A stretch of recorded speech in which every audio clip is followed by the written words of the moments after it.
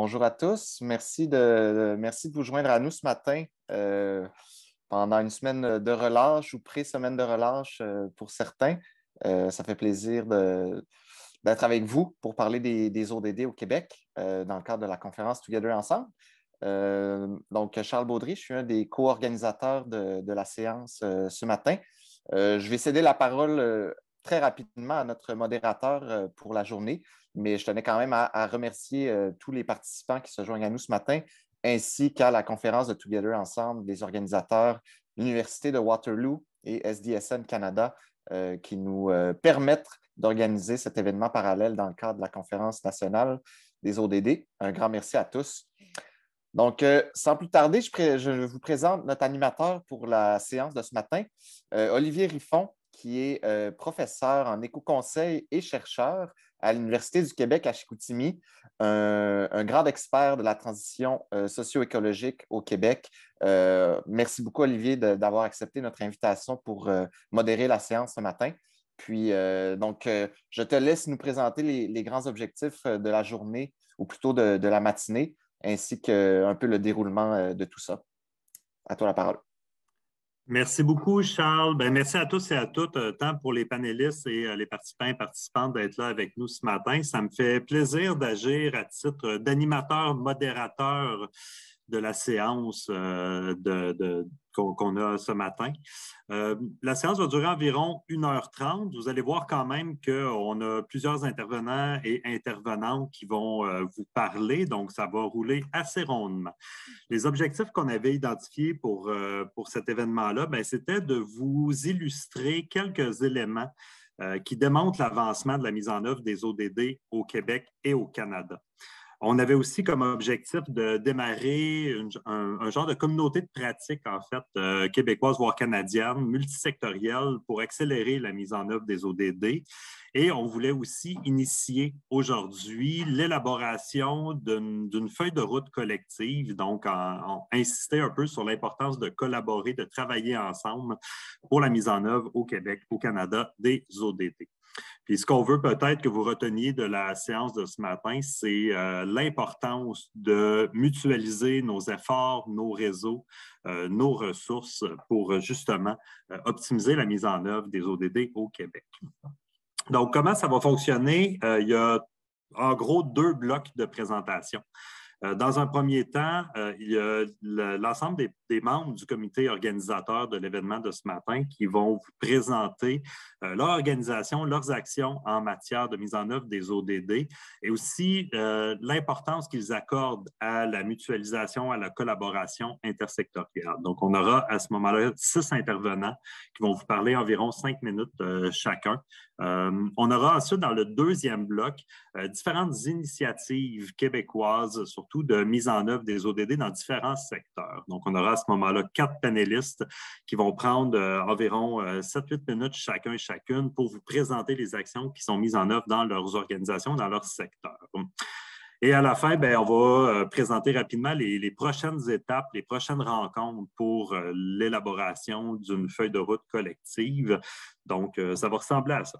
Je pense que c'est important de vous mentionner que vu le temps qui est serré aujourd'hui et le nombre de personnes qui vont vous faire des présentations et aussi la nature de l'activité, donc par Zoom en virtuel, on n'a pas axé l'atelier d'aujourd'hui sur les échanges et la co-construction de la feuille de route. Il y aura d'autres occasions qui viendront dans les prochains mois pour travailler plus en mode co-construction, échange et collaboration. Ce qu'on voulait plutôt faire ce matin, c'est une tentative d'état des lieux ou de démonstration des actions qui sont mises en œuvre présentement pour les ODD et insister encore une fois sur la pertinence de la collaboration dans l'établissement d'une feuille de route commune. Donc, c'est surtout des présentations un peu descendantes que vous aurez ce matin. Donc, voilà un peu le plan de match qui nous attend pour la prochaine heure et demie. Donc, merci encore à tous et à toutes d'être présents avec nous pour écouter les différents intervenants et intervenantes qui vont vous parler. Donc, c'est ça, le contexte étant présenté, je propose qu'on plonge déjà dans le premier bloc de présentation. Donc, c'est le comité organisateur de l'événement de ce matin qui va vous parler. Ce comité organisateur-là est engagé depuis plusieurs années dans la promotion des ODD au Québec, au Canada et dans la francophonie. Plusieurs actions dans leurs organisations ont déjà été mises en œuvre.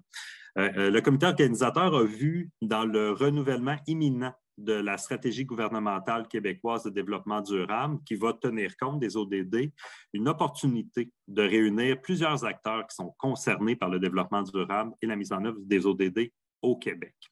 Donc, ce que ces 6 personnes-là vont vous présenter un peu, c'est leur organisation, peut-être quelques actions et projets qui sont déjà mis en œuvre dans leurs organisations. On leur a demandé aussi d'insister sur les avantages qu'ils pourraient tirer d'une collaboration intersectorielle, de l'élaboration d'une feuille de route et de nous expliquer pourquoi ils jugent ou elles jugent que c'est un bon moment maintenant de se réunir et de travailler ensemble. Donc, c'est un peu le mot d'ordre qu'on leur a donné. Donc, sans plus tarder, je vais vous présenter le premier panéliste. Donc, vous l'avez déjà entendu, il s'agit de Charles Baudry, qui représente l'organisation Accélérer 2030. Donc, Charles, la parole est à toi. Merci, merci beaucoup, Olivier. Gros mandat de répondre à ces questions-là en 4-5 minutes. Mais vous savez, c'est intéressant ce matin d'être un aussi gros éventail en fait d'intervenants et de participants. Je pense que ça démontre un peu l'évolution des ODD au Québec. Je fais un parallèle avec quand Accélérer 2030 a été lancé, donc l'organisme que je représente, c'est un organisme à but non lucratif qui fait la promotion des objectifs de développement durable au Québec, au Canada et en francophonie. On a lancé, en fait, à la dernière conférence de Together Ensemble. Donc, on boucle un petit peu la boucle depuis ce dernier événement-là. Puis, la raison pourquoi l'organisme a été créé, c'était en 2018-2019. On réalisait qu'au Québec, on parlait peu des objectifs de développement durable et on n'avait pas de plan nécessairement provincial pour les mettre en œuvre et les accélérer finalement. Donc, on a créé un mouvement, un consortium d'organisations et de réseaux pour accélérer un peu le maillage entre les partenariats, entre les différents réseaux engagés dans l'atteinte des ODD. Donc, tout ça faisait partie un peu de la consultation canadienne en vue de la stratégie nationale pour les objectifs de développement durable. Donc, ça, c'était il y a 3 ans. On parlait peu des objectifs de développement durable. On a vu une opportunité de rassembler un peu les forces vives. Et moi, aujourd'hui, je suis super content, en fait, de pouvoir être autour de la table avec plusieurs organisations qui sont vraiment engagées dans la mise en œuvre des objectifs de développement durable. Je pense qu'on n'a jamais été à un aussi bon moment, en fait, pour réunir les acteurs pour une feuille de route. Donc, lorsque je parle, pour répondre à la partie quels sont les avantages de travailler de manière intersectorielle, je pense que ce qu'on n'avait pas il y a 2-3 ans, quand le mouvement des ODD a peut-être pris racine là, un petit peu plus au Québec, c'était des acteurs qui sont engagés à les mettre en œuvre et 2, des directives ou plutôt un plan d'action provincial pour aider à les accélérer. Donc, tu l'as dit, Olivier, un renouvellement imminent d'une stratégie gouvernementale en développement durable. C'est une stratégie sur 5 ans qui va tenir compte des ODD. Donc, c'est la première fois. Le Québec va être une des premières juridictions ou régions au niveau mondial qui va adopter un plan d'action sur les objectifs de développement durable. Donc, je trouve ça super intéressant qu'on puisse organiser un événement québécois parce que je pense que le momentum, en fait, est maintenant pour se dire qu'on va travailler ensemble pour accélérer les objectifs de développement durable. Du côté d'Accélérer 2030, qu'est-ce que ça signifie? Ça fait 3 ans maintenant qu'on favorise un peu l'adoption et la promotion des ODD dans différents secteurs d'activité. Donc, évidemment, on veut continuer à jouer un rôle clé de coordination et de maillage entre tous les réseaux sectoriels. Donc, plus prochainement, on va lancer une nouvelle phase de planification stratégique pour l'organisme, un petit peu plus ouverte. Donc, quand on pense à une feuille de route collective, ce n'est pas quelque chose qu'un organisme peut mener seul. Je pense qu'on a établi les bases depuis 3 ans avec un une espèce de plan d'action préliminaire pour accélérer les ODD au Québec. Donc, c'est ce sur quoi on s'est concentré. Maintenant, on arrive à une étape où est-ce que les acteurs ont été identifiés, il y a des nouvelles initiatives qui émergent un peu partout au Québec et on a une stratégie gouvernementale qui va tenir compte des objectifs de développement durable. Donc, le moment est vraiment parfait pour réunir les acteurs. Et j'encourage donc les participants aujourd'hui à la séance de manifester leur intérêt à faire partie du consortium d'Accélérer 2030, simplement en s'inscrivant avec notre site web et s'assurer de ne pas manquer en fait les prochaines étapes de la co-construction de cette feuille de route. Je pense qu'aujourd'hui est quand même un moment clé dans disons, l'historique des objectifs de développement durable au Québec, c'est-à-dire qu'on tu l'as dit, Olivier, on fait une démonstration. Donc, c'est vraiment un moment pour dire le ground zero, si on veut, d'une feuille de route qui va être davantage collective pour d'ici 2030. Donc, je ne m'éterniserai pas plus longtemps. Je pense qu'on a beaucoup d'intervenants, puis je remercie tout le monde qui a accepté de participer à l'événement. Et merci. Donc, je te relance la balle, Olivier, et bon événement à tous. Merci beaucoup, Charles, de ce premier mot d'introduction. Notez, en fait, tous les participants et participantes que vous êtes invités à manifester votre intérêt à continuer le travail collectif là, après l'événement d'aujourd'hui. Donc, sans plus tarder, je passerai la parole à Liliana Diaz, qui est coordonnatrice scientifique à l'Institut EDS à l'Université Laval. Liliana? Merci beaucoup, Olivier. Oui, je suis très heureuse d'être ici et de réunir virtuellement tous ces acteurs, toutes ces initiatives, parce que vraiment, on veut que le Together devienne comme un rendez-vous de plus en plus large pour tous ceux qui veulent se mobiliser autour des ODD. Et si on veut revenir rapidement, pour ceux qui ne connaissent pas, donc Institut EDS regroupe plus d'une centaine de chercheurs de toutes les facultés, presque toutes les facultés de l'Université Laval. Et depuis l'adoption des ODD, on travaille là-dessus pour rapprocher le monde de la recherche et le monde académique des besoins sur le terrain et voir comment cette convergence peut accélérer et faciliter l'atteinte des ODD. La compréhension aussi, parce qu'effectivement, Charles soulignait il y a quelques années, on n'entendait pas beaucoup parler. Peut-être que maintenant, on entend plus, mais comprendre ce que ça veut dire et s'approprier vraiment de toutes ces dimensions, ces enjeux et cette complexité de ce qu'on porte, le cadre des ODD, c'est tout un défi.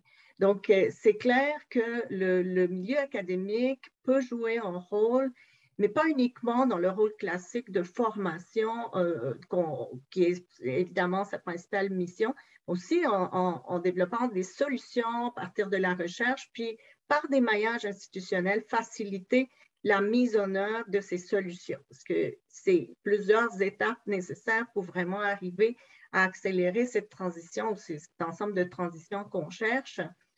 Donc, il y a tout un rôle qu'on a vu à travers le travail qu'on a fait ces dernières années dans le cadre de ce qu'on appelle la démarche intégrée EDS, qui vise justement à chercher des maillages puis meilleurs mécanismes pour faciliter ces rapprochements. Donc, on voit l'intérêt de différents secteurs, le secteur de la recherche, les étudiants, le besoin de nouvelles formations, comment le secteur de la recherche veut s'approprier les ODD, mais c'est aussi un défi parce que ça implique de travailler de plus en plus de manière interdisciplinaire, de manière intersectorielle.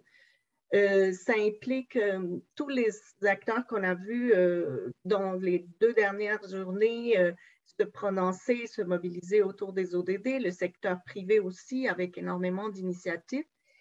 Mais on a vu ressortir disons, très, très fortement l'importance de ce qu'on appelle la localisation, c'est-à-dire on ne peut pas comprendre les objectifs de développement durable si on ne fait pas un effort de traduire que chacune des cibles, des 169 cibles, peuvent vouloir dire dans mon contexte concret, proche de la vie quotidienne des citoyens. Et c'est un effort qu'on peut pas faire l'économie de cet effort. Donc, c'est un processus pour lequel également on pense que les universités, le secteur académique a un rôle à jouer. Donc, l'Institut EDS, on est très heureux de pouvoir annoncer qu'on a commencé à travailler sur un projet d'accompagnement des municipalités pour ce processus d'appropriation. Donc, pourquoi maintenant? Bien, maintenant, on a les moyens aussi pour pouvoir réaliser beaucoup de projets et d'idées qu'on a développées dans les dernières années. Et maintenant aussi, on a compris que les ODD, c'est clair que ce n'est pas une solution miracle, mais ça permet aussi de traverser des crises comme on a traversé avec la pandémie et en cherchant à répondre autrement. Donc, s'il y a 5 ans, on parlait de faire du développement autrement, bien maintenant, on parle de comment on traverse les crises autrement. Et on fait face à une nouvelle crise actuellement, une crise d'une autre nature. On a une menace de guerre que je pense que tout le monde prend au sérieux. Et ben, j'ai entendu beaucoup de voix ces 2 jours se prononcer sur l'importance de comprendre les ODD comme une autre manière aussi de faire face à ce type de crise. Et donc, peut-être que ça résume quand même des apprentissages que collectivement, comme humanité, on a fait au 20e siècle, on l'espère. Donc, on pense que pourquoi aujourd'hui? Ben, c'est aujourd'hui et dans le futur, on pense que les ODD vont nous aider à mieux envisager le futur, à mieux rebâtir, puis à mieux composer avec toutes sortes de crises qui sûrement vont continuer d'émerger. Mais on pense que c'est quand même la voie à suivre, puis que de plus en plus, on entend comme une communauté qui adhère à cette vision d'ensemble. Alors, je ne sais pas si j'ai dépassé mon temps, Olivier, tu pourras me le dire, mais je vais peut-être juste partager dans le chat 2 informations. Un lien vers le projet qu'on développe pour les prochaines années, donc le projet d'intégration, démarche transformationnelle d'intégration des ODD pour les communautés locales. Vous pourrez trouver sur notre site plus d'informations sur le projet. Et également, quand on parle de feuille de route, donc je souhaite vous inviter à un autre rendez-vous qu'on se donne, qu'on planifie pour le 11 et 12 mai, le mois de mai, le congrès de l'ACFAS, où c'est essentiellement un congrès organisé par la communauté académique, mais vraiment dans le but d'élargir le plus possible le dialogue pour collaborer ensemble autour de ces ODD. Donc, je vais partager ces 2 informations sur le chat pour ceux qui veulent en savoir plus. Le programme complet de l'ACFAS va être disponible après le 11 mars. Merci beaucoup. Merci beaucoup, Liliana. Juste en passant, on prévoit déjà dans l'horaire les débordements de 1 ou 2 minutes. Oups, je ne devrais pas dire ça. Donc, ben merci en fait du partage, Liliana. On a dit qu'il n'y avait pas beaucoup de temps pour les échanges, mais n'hésitez pas quand même, si vous avez des questions spécifiques ou des commentaires, à utiliser le clavardage, en fait, pour nous faire part de vos commentaires ou de vos questions. Et on pourra peut-être, après les tours de parole, en prendre quelques-unes. Mais en attendant, je céderai maintenant la parole à Chloé Barrett-Bennington du CIROD. Elle est chargée de projet et responsable de l'école d'été. Chloé? Oui, merci beaucoup, Olivier. Merci de l'opportunité, en fait, de venir présenter un peu ce que le CIROD fait, puis comment on travaille, on fait justement avec toute ces belles collaborations au niveau des ODD. Donc, je suis effectivement donc chargée de projet responsable de l'École d'État en transformation sociétale du CIROD. Le CIROD, c'est un centre de recherche, c'est un regroupement stratégique en fait qui vise le développement, la référence pour l'opérationnalisation du développement durable.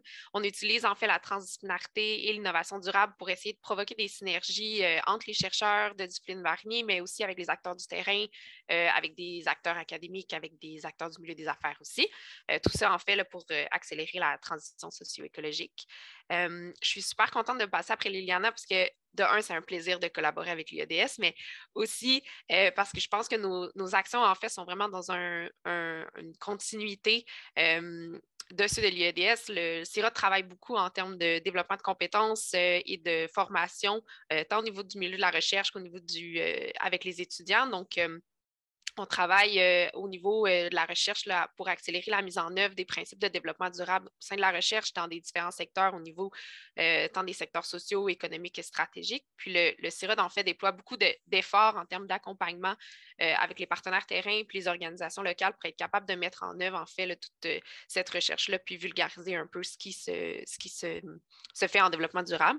Au niveau de la formation, donc, on déploie oui, des mesures d'accompagnement, mais aussi des formations vraiment innovantes là, au niveau des étudiants. Donc, moi, je travaille sur le projet de l'École d'été en transformation sociétale qui s'est tenu pour la première fois donc, l'été dernier. Donc, c'est une formation qui est intensive, expérientielle, interuniversitaire, qui vraiment là, vient accélérer le développement de compétences pour la localisation des ODD puis la résolution de problématiques complexes.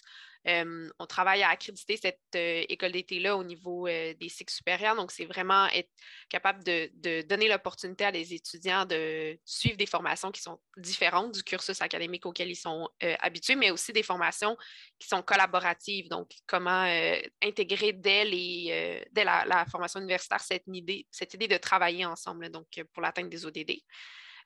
C'est un espace qui favorise la recherche-action, le développement de gouvernance inclusive, collaborative, mais aussi l'expérience de localisation, là, donc comme Liliana disait, des enjeux des ODD directement sur les territoires. Donc, on a eu l'opportunité de travailler, par exemple, avec la ville de Baie-Saint-Paul, la ville de Centerville en Nouvelle-Écosse et Montréal, donc pour la première école d'été. C'était vraiment là, cette idée-là d'être capable de traduire les enjeux de développement durable au contexte local. Le CIROD, en fait, à la réponse pourquoi maintenant. Donc, pour nous, en fait, on pense que ça a toujours été urgent, mais c'est de plus en plus urgent de se rencontrer. Ça fait 24 mois qu'on est en pandémie mondiale. Ça nous a forcé, en fait, à réévaluer tous nos mécanismes de formation, d'innovation et de collaboration. Puis, pour nous, ce que ça met vraiment en lumière, c'est toute cette nécessité-là de travailler ensemble. Donc, là, on est convaincus au CIROD que la transition passe par cette mise en commun-là d'expertise, de savoirs complémentaires, puis des savoirs qui viennent de différents milieux aussi, donc pas juste du milieu de la recherche, du milieu académique, mais tous les savoirs contextuels, les savoirs qui viennent de l'expérience vécue des gens qui sont sur les territoires. Et donc, on cherche à fédérer toutes ces connaissances-là, là, notamment en vue du renouvellement de la stratégie du gouvernement. Donc, pour le CIROD, c'est vraiment essentiel pour nous de travailler ensemble au niveau des ODD, puis d'être capable d'ouvrir des espaces d'apprentissage puis d'application de l'intelligence collective qui prennent en compte là, tous les différents types de connaissances. Ce qu'on souhaite, en fait, en étant ici, c'est oui, cet appel un peu à tous au niveau de la feuille de route, être capable de refédérer des gens au niveau des ODD, participer aussi à l'appel de nos collègues accélérés avec IEDS, donc dire présent à ces appels-là pour être capable de colliger tout ce que nos organisations font déjà, pour être capable de visibiliser là, cette collaboration-là qui existe déjà au niveau des ODD. On espère aussi, en étant présent et en pouvant contribuer à ce mouvement-là, c'est assurer tout le transfert et la formation des connaissances qui sont générées au sein du CIROD par leurs chercheurs, donc être capable de vraiment visibiliser le travail qui se fait déjà. Pour qu'on puisse développer en fait là, les compétences réflexives nécessaires à cette collaboration-là. Donc, on croit que ça demande du travail, ça demande des compétences d'aide à la traduction, comme Liliana disait, des spécificités disciplinaires, être capable de collaborer ensemble, c'est être capable de dialoguer ensemble. On veut mettre en place des mesures de soutien pour le meilleur maillage entre les chercheurs et être capable de vraiment soutenir les projets de recherche puis les efforts qui sont faits en ce sens-là, plus que d'autres pour assurer une place pour tout ce qui est l'interdisciplinarité, la transdisciplinarité dans les milieux de production de connaissances. Donc, pour nous, là, de vraiment travailler au développement de ces compétences-là au sein de notre bassin de chercheurs et au sein de la communauté de façon plus large, c'est super important. Puis c'est un peu ce qu'on cherche à créer des opportunités pour ce transfert-là et cette vulgarisation scientifique-là en étant présent dans ce type d'événement-là, puis en mettant de l'avant aussi la recherche de nos chercheurs. Donc, pour nous, les ODD, c'est très intéressant. C'est un cadre qui nous permet de s'inscrire dans une perspective internationale qui est structurante, qui est alignée aussi avec la mobilisation de la communauté scientifique des FRQ récente en termes des ODD. Ça nous permet de comparer nos projets sur leur capacité à accélérer le changement. Puis ça nous permet aussi là, d'explorer un peu là, les différentes manières innovantes que le CIROD peut jouer son rôle d'intermédiaire, traducteur disciplinaire là, dans la formation et dans la collaboration. Donc, c'est un peu ça pour moi aujourd'hui. Merci beaucoup, Chloé, pour ces informations sur le CIROD. Pour maintenir le rythme, je vais sans plus tarder passer la parole à Daniel Forget. On reste dans le milieu académique parce que Daniel est professionnel de développement durable à l'Université Laval. Daniel? Merci, Olivier. Merci aux autres panélistes qui ont parlé avant moi.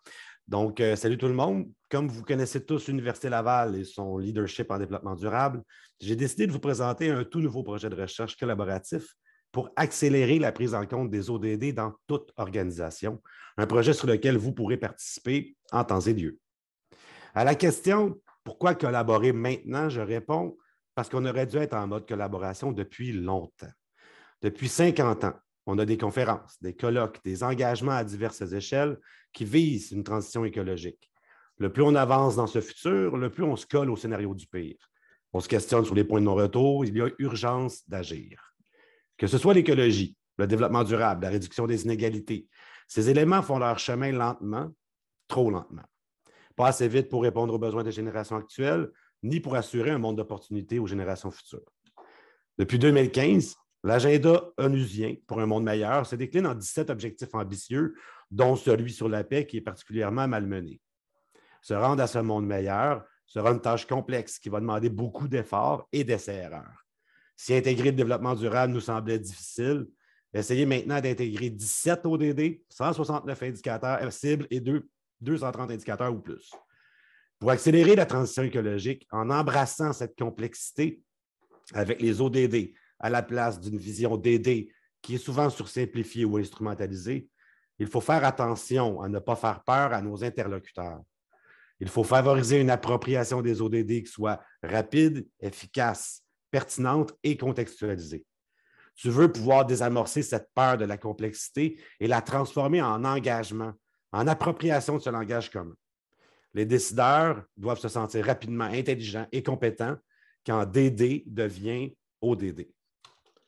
Aussi, si on veut que les bottines suivent les babines, en plus des diagnostics, priorisation, indicateurs et autres données probantes, on doit pouvoir évaluer la valeur des engagements afin de nous assurer que ceux-ci reflètent le portrait de l'organisation et de ses priorités.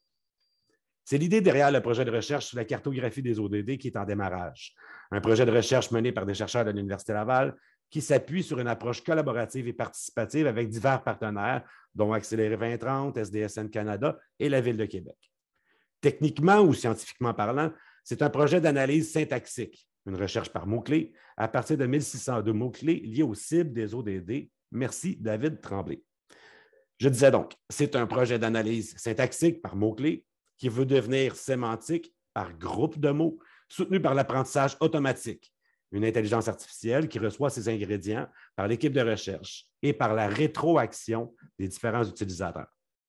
Pour évaluer la valeur des engagements envers les ODD, il est prévu d'associer une valeur au verbe d'action lié aux mots-clés que nous identifierons en utilisant une taxonomie de Bloom, par exemple, connaître, comprendre, analyser, ou encore informer, conscientiser, mobiliser.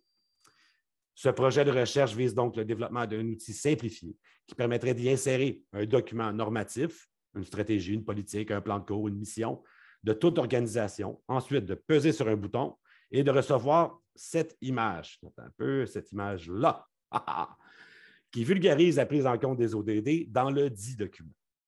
Cette image met la table pour la discussion que vous tiendrez à l'interne ou avec des parties prenantes. Est-ce que ce graphique nous représente bien? Avons-nous une faiblesse? Est-ce un élément de contexte? Dois-je embrasser la totale des ODD ou devrais-je chercher à être complémentaire via des partenaires? À quel point les engagements sont le reflet de mon diagnostic et de ma priorisation?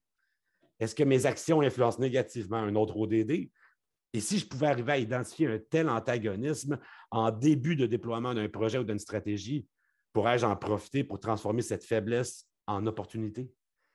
Et si cette image ne me ressemble pas du tout, ou juste un peu, devrais-je proposer quelques mots-clés aux chercheurs qui développent le modèle pour mieux refléter mon engagement envers les ODD selon mon vocabulaire?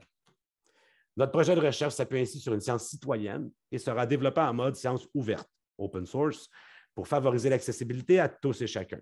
L'outil sera ajusté par les rétroactions des utilisateurs. Chaque nouvelle itération contribuera à la robustesse du modèle.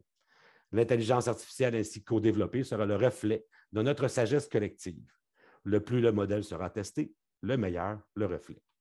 En résumé, ce projet de cartographie des ODD vise à favoriser une appropriation du langage commun des ODD, accélérer leur prise en compte dans les organisations et évaluer si les bottines suivent les babines. Merci beaucoup. Merci beaucoup, Daniel, pour la présentation de ce projet où on voit vraiment la pertinence de créer du lien, des maillages et de rassembler finalement les différentes expertises. On est toujours dans les temps. Merci beaucoup à tout le monde de respecter en fait, les courts délais qu'on vous donne pour partager vos expériences et vos propositions. On va poursuivre avec Tunao Kiri de l'Institut de la francophonie pour le développement durable pour la prochaine petite présentation. Tunao? Oui, merci Olivier. Bonjour à toutes, bonjour à tous. Je suis vraiment ravi d'être dans ce groupe de travail et je remercie les organisateurs de nous avoir associés. Je vais essayer de répondre à travers 4 points. D'abord, qui nous sommes et répondre aux questions qui ont été commandées et ce que nous apportons et quel rôle nous pouvons jouer. Alors, qui nous sommes? Nous travaillons pour l'Institut de la francophonie pour le développement durable. C'est un institut, un organe subsidiaire de l'Organisation internationale de la francophonie qui a été créé en 1987 à l'initiative du Premier ministre Robert Bourassa du Québec. Donc, ça fait plus de 35 ans que nous sommes basés ici à Québec. Nous avons connu plusieurs évolutions en passant de l'énergie à énergie et environnement. Et suite à l'adoption des ODD, nous sommes devenus l'Institut de la francophonie pour le développement durable. Et depuis ce temps, nous travaillons à faire en sorte que nos pays, les collectivités locales, les organisations diverses puissent planifier et mettre en œuvre les ODD. Alors, quel avantage nous avons en ce moment? Je pense que le premier constat que nous pouvons faire, c'est de dire qu'en matière de développement durable et surtout en matière d'opérationnalisation des ODD, nous avons fait le constat que tous les pays sont en voie de développement durable. Il n'y a plus cette dichotomie pays développés, pays non développés. En termes de développement durable, nous sommes tous en voie de développement durable. Pourquoi? Parce que nous sommes en train de traverser des moments charnières, la crise de la COVID-19, Liliana parlait tout à l'heure, la menace d'une guerre mondiale, etc. Et le dernier rapport du GIEC nous a montré jusqu'à quel point nous sommes presque à des points de non-retour en matière de changement climatique. Tous ces éléments montrent que nous avons d'énormes défis et il y a de plus en plus un consensus scientifique qui se dégage pour dire que peut-être la meilleure réponse, c'est justement d'opérationnaliser les ODD sur le terrain. Et pour opérationnaliser les ODD sur le terrain, nous nous sommes rendus compte à l'évidence que aussi bien nos pays du Sud que nous accompagnons traditionnellement, que les pays du Nord, que ce soit l'Europe centrale et orientale, que ce soit ici même au Canada et au Québec, nous nous sommes rendus compte qu'il y a un besoin énorme de moyens techniques, de comment il faut faire pour opérationnaliser les ODD. Parce que comme le rappelait Daniel tout à l'heure, c'est quand même 17 objectifs, 169 cibles, 232 à plus d'indicateurs, et tout le monde est à la recherche de comment le faire. Alors, travailler ensemble, c'est vraiment opportun pour qu'on puisse mutualiser nos expériences, qu'on puisse mutualiser nos outils, qu'on puisse mutualiser nos savoir-faire. Ensuite, le momentum est bon parce que tout simplement, au niveau des Nations Unies, si vous vous rappelez, on a lancé la décennie d'action pour accélérer la mise en œuvre des ODD. Donc, nous sommes dans ce momentum et donc nous avons intérêt à être ensemble et nous l'avons vu, nous, au niveau de l'IFDD. Qu'est-ce que nous apportons là-dedans? Quand nous avons regardé tout ça, c'est pour ça que nous sommes basés sur nos partenaires en allant chercher des connaissances scientifiques de nos universités, en particulier ici avec l'Université du Québec à Chicoutimi et l'Institut EDS de l'Université Laval. Nous avons développé les outils d'analyse systémique de la durabilité et ces outils sont mis en première priorité. Comment est-ce qu'on va prioriser les cibles des ODD? Donc, nous avons développé ce que nous avons appelé la grille de priorisation des cibles des ODD, dont l'un des acteurs majeurs, c'est justement Olivier. Merci Olivier. L'outil est très pratique. Aujourd'hui, nous l'avons fait dans plus d'une trentaine de pays. Nous avons touché aussi bien au niveau national qu'au niveau des collectivités locales. En termes de collectivités locales, nous avons formé à peu près une trentaine ou une quarantaine de collectivités locales sur ces outils, dont certaines sont allées jusqu'à la mise en œuvre des plans locaux de développement durable et de projets concrets à opérationnaliser pour leur permettre d'être au rendez-vous des ODD, justement. Et ici même, au Canada et au Québec, nous travaillons avec l'Institut EADS pour accompagner 4 villes, notamment la ville d'Anticosti, la baie Saint-Paul et bientôt la Malbaie et Wendake, avec l'Institut EADS, comme je le disais, qui sont en train d'élaborer leurs plans locaux de développement durable.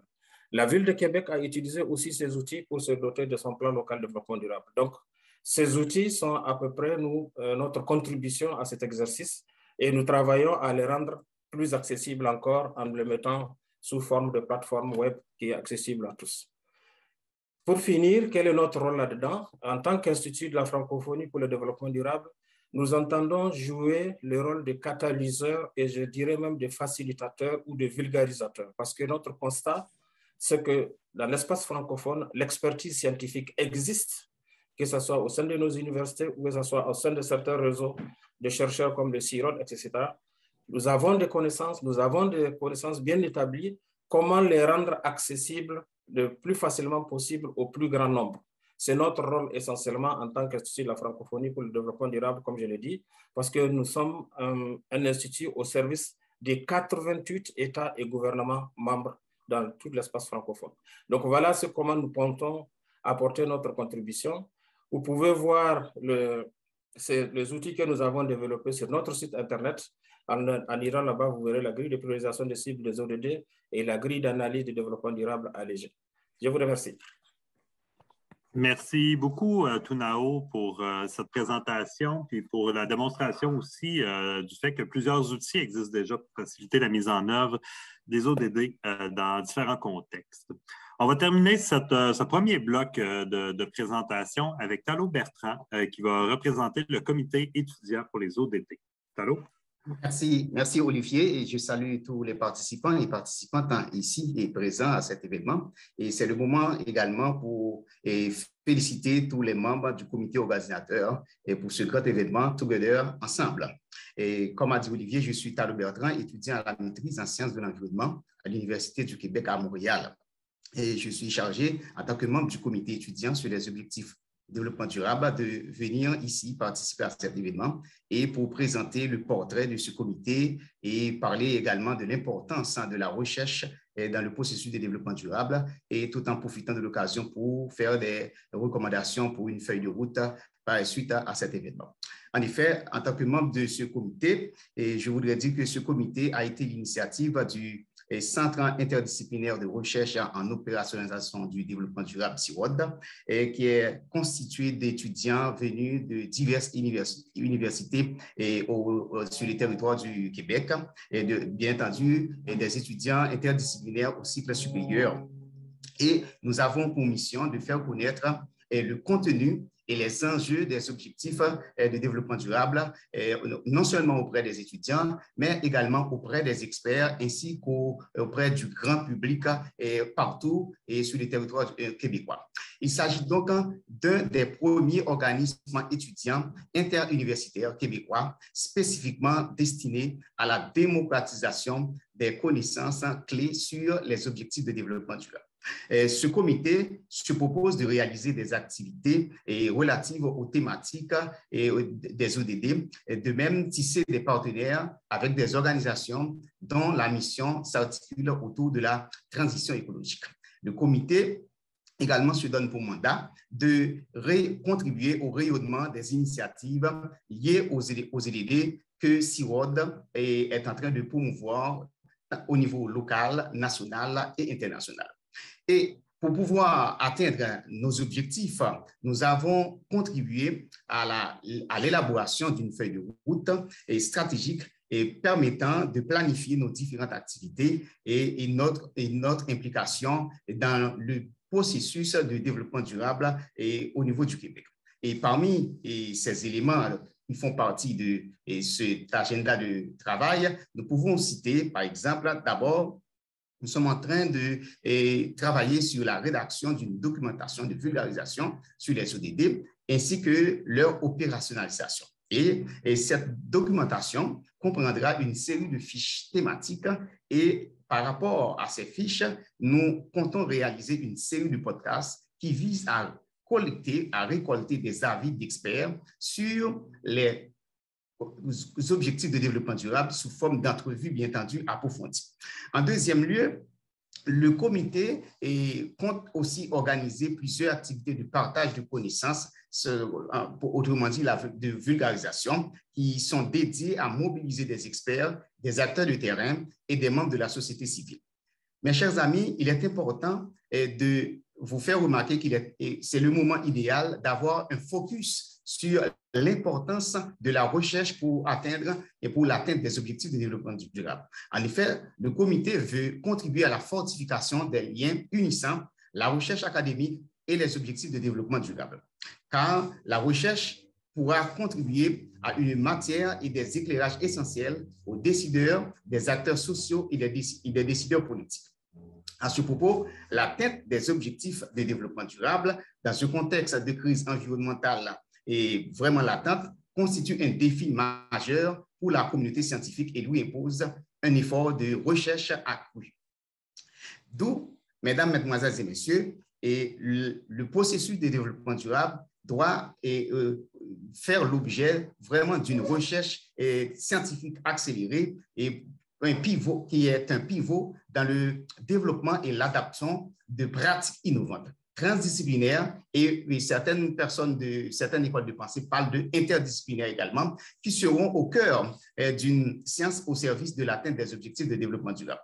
Et pour faciliter ou bien contribuer à l'élaboration des actes de cet événement, Together Ensemble, eh bien, le comité des étudiants sur les objectifs de développement durable du CIROD voudrait faire les recommandations suivantes afin de vraiment faciliter la tâche aux différents membres du comité organisateur. D'abord, il est important de favoriser des activités de veille scientifique, technologique et de perspective afin de contribuer à définir les priorités thématiques de la recherche pour l'atteinte des ODD. Deuxièmement, il faut assurer un financement durable et prévisible aux initiatives de recherche touchant à l'atteinte des ODD. Et en troisième lieu, il est important, en accord avec une intensification de la présence des ODD, de contribuer aux différentes unités académiques du Québec qui doivent intégrer les ODD au programme universitaire, notamment au niveau de maîtrise et au niveau du doctorat. Et ensuite, c'est vraiment important d'inciter l'implication des étudiants-chercheurs et de faciliter la coopération entre les établissements universitaires et des acteurs de terrain afin de fournir une aide à la décision et de contribuer au développement de la recherche collective. Mesdames, Mesdemoiselles et Messieurs, je vous remercie pour votre attention. Merci beaucoup, Talo, pour cette présentation du comité étudiant. Donc, on vient de compléter le tour du panel du bloc 1 où on entendait les membres du comité organisateur du colloque. Qu'est-ce que je retiens de ce qu'on a entendu? Bien, d'abord que le contexte est favorable pour une plus grande collaboration des acteurs interpellés par la mise en œuvre des ODD, notamment grâce à la nouvelle stratégie de développement durable du gouvernement qui s'en vient. Ce que je retiens aussi, c'est qu'il y a énormément d'actions qui sont déjà en cours et en œuvre au Québec et que la plupart des acteurs, du moins qui viennent de nous parler, travaillent déjà en mode collaboratif, en mode collectif, avec des objectifs de mobilisation, de facilitation, d'animation du dialogue. J'observe donc qu'il y a un travail de fond qui est déjà en cours au Québec pour l'appropriation des ODD dans plusieurs secteurs d'activité. Donc, on remarque qu'il y a déjà des pistes d'action, des initiatives des acteurs qui sont à l'œuvre. La collaboration pourrait déjà aider à rendre plus visible ce qui se fait déjà, à partager des outils qui ont été développés, à partager des ressources aussi qui sont disponibles pour appuyer des nouveaux acteurs.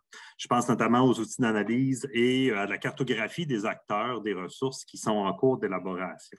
Puis, je constate aussi une volonté d'élargir le bassin d'acteurs, aller chercher des nouveaux secteurs d'activité dans les collaborations pour la mise en œuvre des ODD, puis on voit de plus en plus l'intérêt des différents secteurs pour ce cadre de référence pour le développement durable. Au niveau de la pertinence de la collaboration, je note aussi que de travailler avec plusieurs acteurs, ça peut faciliter l'identification des enjeux sur lesquels on doit travailler, mais aussi l'identification des solutions les plus pertinentes pour travailler sur ces enjeux-là. La collaboration peut aussi faciliter la mise en œuvre des solutions qu'on jugera les plus adaptées. On a parlé de deux choses dans les 6 présentations qu'on a entendues. Premièrement, l'importance de la localisation des ODD. On voit la localisation comme une adaptation des ODD aux différents contextes locaux, mais aussi aux différents contextes sectoriels. Par contre, si on veut trouver des solutions qui sont adaptées aux différentes échelles, aux différents secteurs, bien, les acteurs concernés doivent être présents, donc doivent travailler aussi en mode collaboration. Puis au-delà de la localisation des ODD, on a beaucoup insisté sur l'aspect systémique, donc l'importance d'adopter une approche systémique dans la mise en œuvre des ODD. Bien, une approche systémique nécessite de facto la collaboration de plusieurs acteurs. Je souligne enfin, dans ce qu'on a entendu, le fait que pour la mise en œuvre des ODD, il faut mobiliser et solliciter des savoirs multiples.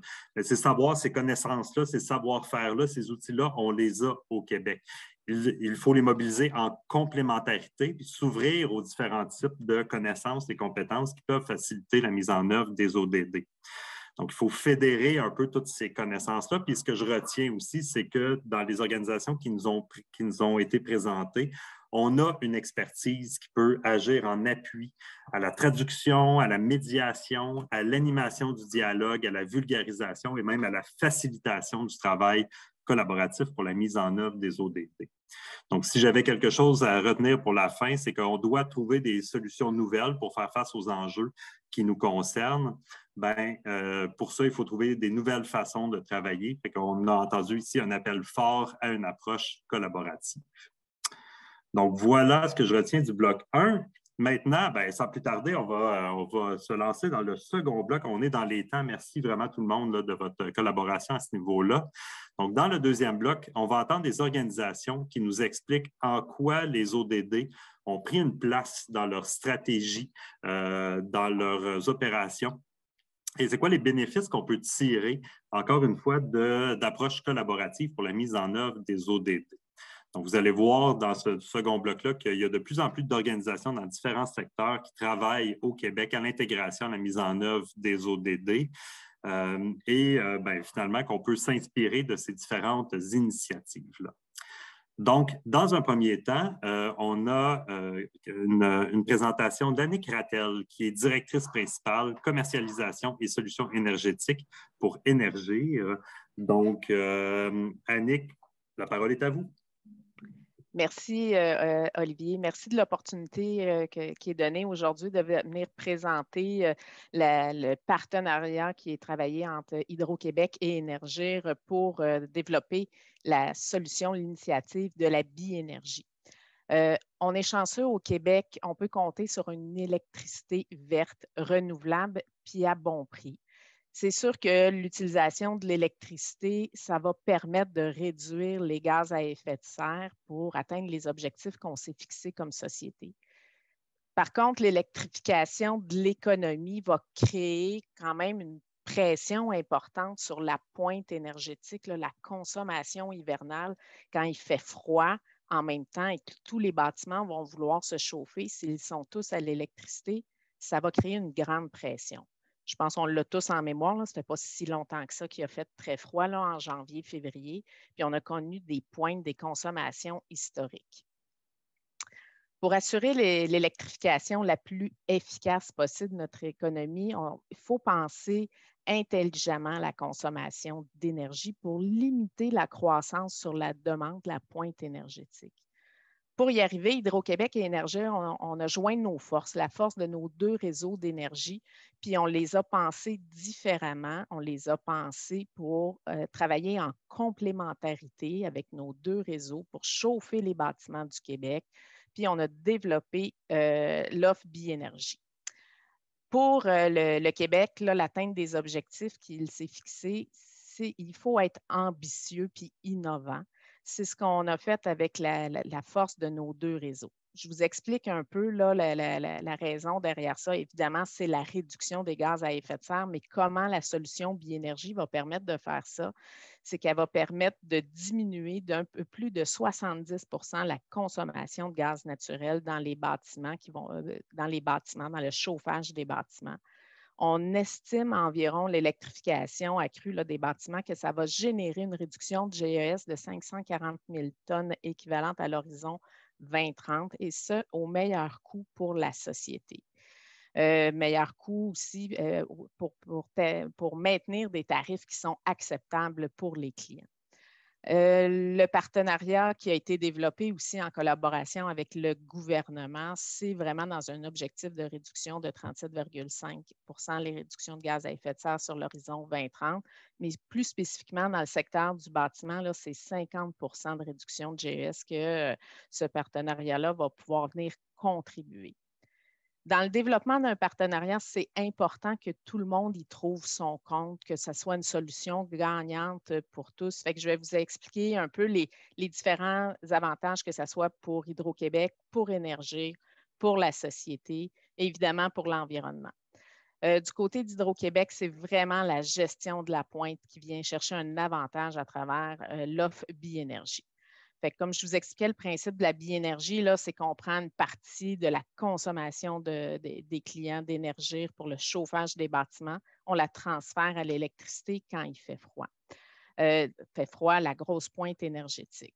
Si on peut un peu imaginer si on n'avait pas l'offre Biénergie et qu'on prenait la consommation en chauffage de nos clients qui sont visés par l'offre Biénergie, puis on amenait cette solution-là 100 % à l'électricité, ça créerait une hausse, un besoin de pointe là, 1840 mégawatts. Le partenariat qu'on a développé, ça permet de limiter cet impact-là à 60 mégawatts.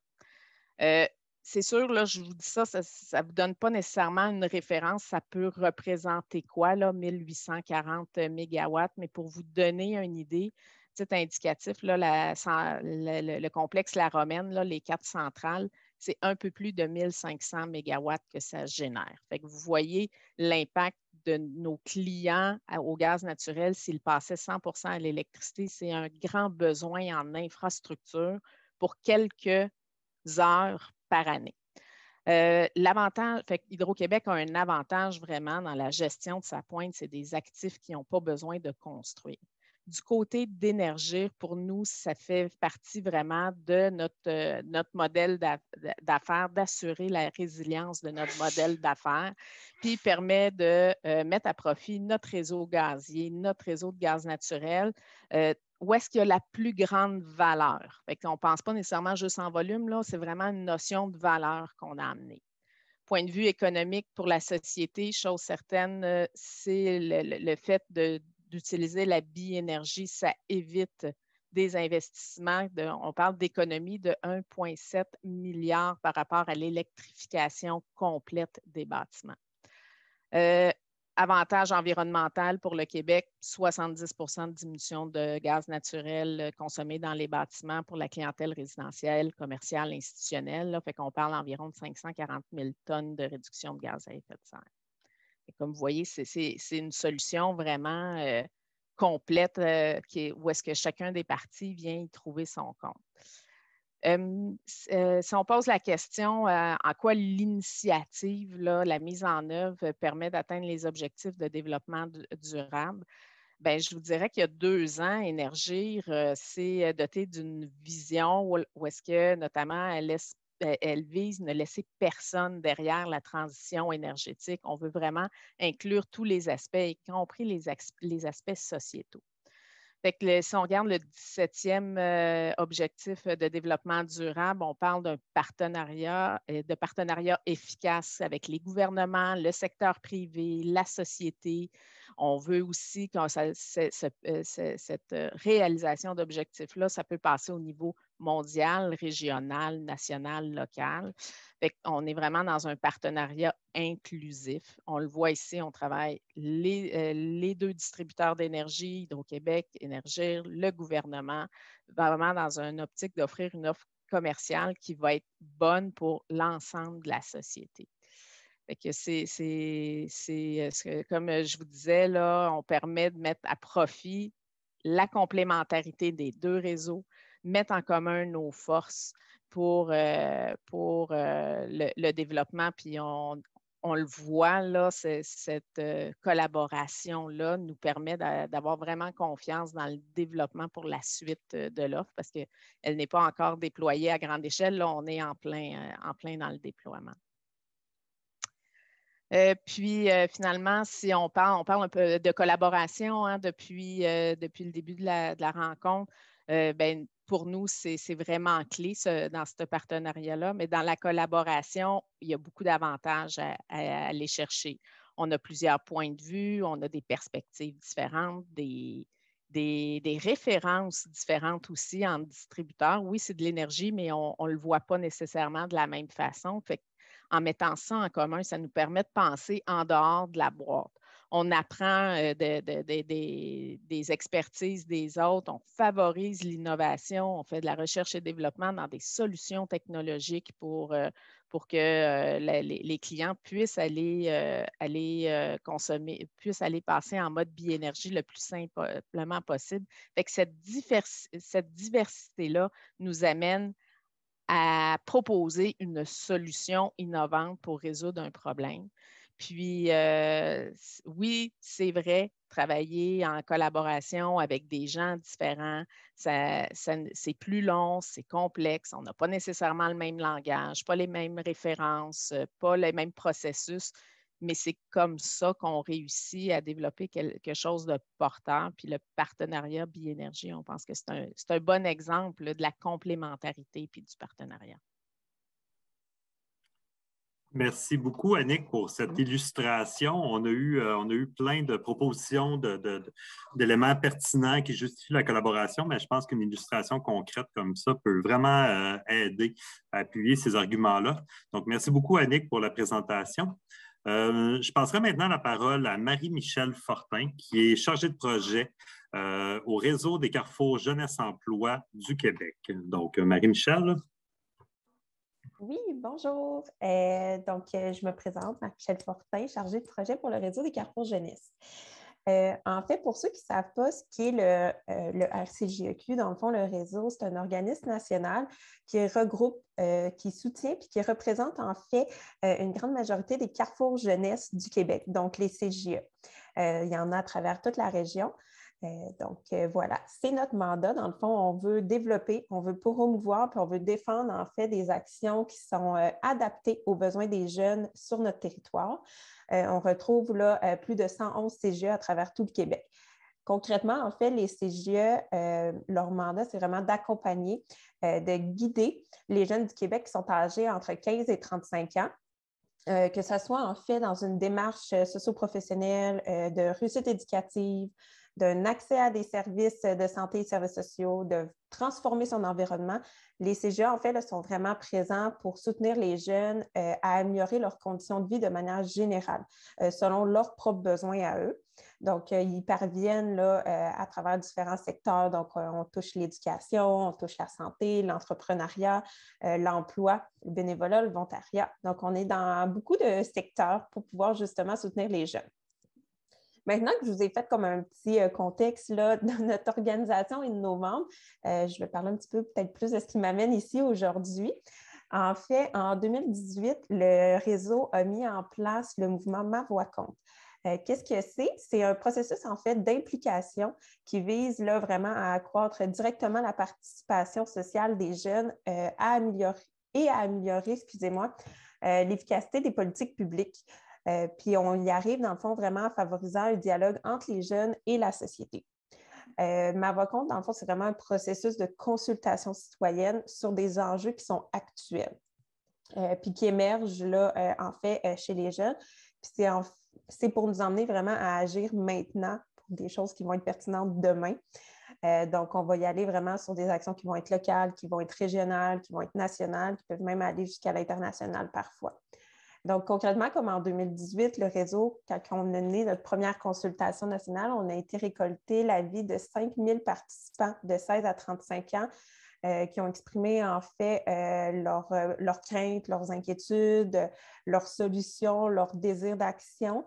Donc, on a été chercher là, vraiment tout leur pouls, en fait, de leur situation, de leur vie, ce qui a mené en fait à 10 propositions plus concrètes qui ont été partagées là, vraiment avec l'ensemble des candidats des élections de ce moment-là, en 2018, des décideurs publics, des ressources jeunesse qui étaient autour de nous, nos partenariats. Donc, on a pu après comme vraiment se concentrer sur les propositions que les jeunes avaient fait émerger, qui étaient importantes pour eux. Donc, ça a vraiment offert, en fait, la possibilité aux jeunes de participer, d'apprendre, de s'exprimer, d'échanger sur des enjeux là, vraiment qui les concernaient, eux, au quotidien. Donc, c'est un mouvement qui veut vraiment qui mise le développement de la capacité d'agir puis l'engagement politique jeunesse. Donc, comme nous savons, là, 2022 est un nouveau centre. Là. Dans le fond, on va avoir une nouvelle élection cette année.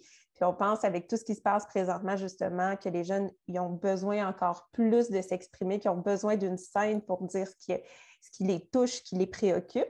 Donc, c'est pourquoi qu'on va relancer, en fait, une nouvelle consultation nationale. Puis cette fois, bien, vraiment, on va inviter les jeunes à s'exprimer sur leur réalité locale, régionale, nationale, internationale, s'ils le désirent, à partir des 17 objectifs de développement durable. Donc, c'est ça le scoop de ma présence. C'est vraiment, en fait, le thème là, central qu'on va miser sur cette consultation-là. Parce qu'on est d'avis, justement, on en parle là, aujourd'hui, que les ODD, c'est vraiment une force de mobilisation pour tout le monde, mais pour nos jeunes aussi. Puisqu'en 2018, en fait, c'était déjà des questions qui ressortaient prioritaires, tout ce qui est des enjeux environnementaux, l'égalité, la paix, donc la justice. Donc, c'est tous des grands thèmes qui venaient chercher les jeunes puis qui les préoccupaient beaucoup. Donc, on trouve aussi justement, donc on s'est dit, ben, on va y aller de pair, on va aller les consulter directement sur les ODD. Et on trouve que c'est une belle porte d'entrée aussi pour rassembler comme l'ensemble de tous les acteurs qui sont autour de nous, du réseau, sur un objectif qui est commun. Donc, concrètement, les ODD vont vraiment pouvoir nous aider à nous servir d'impulsion, en fait, pour les consultations, pour donner des grandes thématiques aux jeunes, pour qu'ils puissent s'identifier à des enjeux, qu'ils puissent trouver des pistes de solutions qui vont vraiment, là, dans le fond, se décliner en actions concrètes puis locales chez eux. Donc, l'objectif vraiment, là, suite à nos consultations, non seulement c'est d'analyser en fait toutes ces données-là pour dresser un portrait national des priorités jeunesse au niveau des ODD, mais ça va être d'illustrer en fait des portraits régionaux aussi. Donc, sur les 17 régions administratives, on veut faire ressortir des portraits qui sont importants parce qu'on se dit peut-être qu'à Montréal, ça ne sera peut-être pas les mêmes enjeux, les mêmes priorisations, par exemple, qu'en Gaspésie. Donc, on veut pouvoir vraiment là, offrir là, un beau portrait de la réalité de la jeunesse québécoise. Donc, le but aussi, justement, en dressant en fait ces portraits-là, c'est de pouvoir emmener les jeunes à réaliser vraiment des actions dans leur milieu, puis de se mettre ensemble avec des partenaires et tout ça pour faire émerger leurs solutions, leurs idées innovantes, justement, pour qu'on puisse essayer ensemble de travailler sur l'atteinte de ces objectifs. Donc, évidemment, pour parvenir, on ne pourra pas y arriver juste nous aussi toutes seules. C'est le cœur de la rencontre aujourd'hui. Donc, on veut faire un pont, ce qu'on commence déjà un petit peu à faire avec la recherche pour évaluer l'impact que ça peut avoir chez les jeunes sur leur territoire. On veut travailler en collaboration avec le secteur privé, avec la société, milieu communautaire, établissement scolaire. On est vraiment très, très ouvert à aller partout en fait, parce qu'on souhaite vraiment comme bâtir ensemble un avenir pour notre jeunesse, en fait. C'est l'avenir de demain. Puis justement, l'ODD 17, qui est le partenariat, bien, on pense qu'on va y arriver justement en unissant nos forces, nos expertises, nos intérêts. Tout à l'heure, on disait justement qu'on ne parle pas tout le temps des fois le même langage, on n'a pas nécessairement toujours les mêmes missions non plus, mais on peut toujours se rejoindre à travers cet ODD-là de partenariat. Puis c'est ce qu'on veut faire, en fait, c'est d'offrir la possibilité aux jeunes de réaliser, peu importe l'ODD qu'ils veulent prioriser eux-mêmes, c'est de leur offrir ce qu'ils ont besoin pour se mettre en action, puis de le développer concrètement. Puis à travers les 111 CJE, nos partenaires actuels, nos futurs partenaires, bien, on veut essayer d'y arriver ensemble. Donc, si je peux peut-être faire un bébé wrap-up, parce que j'en ai peut-être perdu en cours de route, là, il y a plusieurs étapes au projet. Dans le fond, c'est qu'on consulte les jeunes sur les enjeux importants à travers les ODD, les solutions qu'ils envisagent, qu'ils voient. On analyse le tout. On rend nos données publiques pour qu'on puisse travailler ensemble puis concrétiser leurs projets à eux, leurs projets qui leur tiennent à cœur. Puis on pense que ça va être comme ça aussi qu'on va mobiliser des actions qui vont être pertinentes si on y va avec ce qu'eux ont envie de travailler. Donc, voilà. Merci beaucoup, Marie-Michel. Je suis très content d'entendre cette initiative-là. Ceux et celles qui me connaissent savent que j'accorde une importance vraiment grande à la voix des jeunes dans les décisions qu'on doit prendre pour l'avenir du monde. Donc, merci pour cette présentation. Donc, après avoir entendu une représentante du secteur privé, on était plus dans le secteur associatif au BNL avec le réseau des centres jeunesse emploi du Québec. On va changer maintenant de lieu d'application des ODD pour aller au niveau de la gouvernance locale. Donc, la prochaine intervenante sera Anna Flavia Cardozo-Alves de la Ville de Québec. Donc, Anna Flavia. Bonjour à tous. Et je suis impressionnée, Olivier, vous avez tellement bien dit mon nom. Bravo. Et Marie-Michel, j'entendais votre présentation et ça me fait vraiment penser à la démarche de la ville. Vous allez comprendre, je vais donner les grandes lignes. Et vraiment, c'est un peu comme ça qu'on a fait aussi la nôtre. Donc, bon, vous comprenez que la Ville de Québec, ça fait des années qu'on travaille pour l'environnement. Même avant la fusion des villes, on trouvait des documents qui parlaient beaucoup de prendre soin de l'environnement. Et bon, avec la fusion des villes, on a trouvé des stratégies de développement durable qui avaient comme but d'améliorer l'intégrité de l'environnement, l'équité sociale et l'efficacité économique. Donc, on savait qu'on était dans les bonnes voies. Et je dirais qu'à l'été 2019, on a un peu élargi notre champ de pensée, d'action pour aller chercher pour aller englober toutes les dimensions relatives au développement durable. Donc, on a été accompagné par la chaire en éco-conseil de l'Université du Québec à Chicoutimi et on a commencé à réfléchir notre stratégie de développement durable comme base, en ayant comme base les 17 ODD de l'ONU. Donc, moi, je dirais, on a toujours eu en tête que la ville, on avait plusieurs visions et stratégies politiques, plans d'action, et tout était, je dirais, un peu, c'était ciblé, on dit en silo, c'était ciblé sur un sujet, sur l'autre.